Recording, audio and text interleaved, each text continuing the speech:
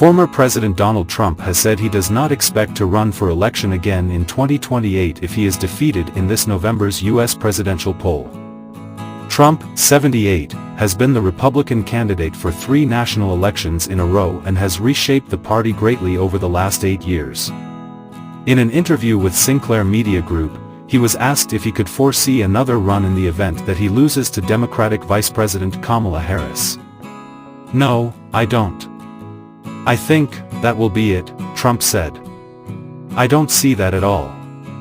U.S. law bars presidents from serving more than 2 terms, and so Trump is not expected to run in 2028 if he wins either." In the past, the real estate mogul has rarely acknowledged the possibility of losing the election, more often firing up supporters with speeches and social media posts pledging victory at the polls. But this is the second time in 4 days he has mentioned a chance of defeat.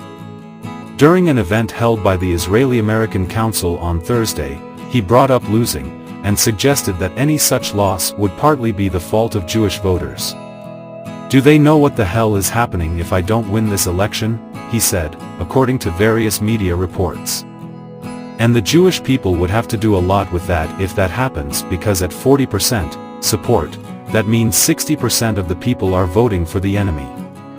The comments were condemned by the Harris campaign and by the nonpartisan American Jewish Committee and Anti-Defamation League. Trump's acknowledgments of a possible loss may reflect how the Democratic Party's prospects have changed since Harris became its nominee following President Joe Biden's decision to quit the race. Her campaign raised more than $190 million, £142 million, in August, compared to $130 million brought in by the Trump campaign and affiliated organizations. In national polling averages tracked by the BBC, she is ahead of Trump, and a poll released on Sunday by CBS indicated she leads Trump 52% to 48% nationally.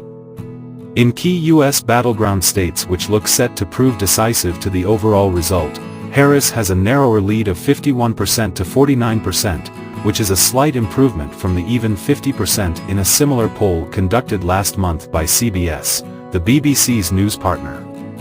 Another poll released on Sunday by NBC indicated Harris had a 5 percentage point lead over Trump across the U.S.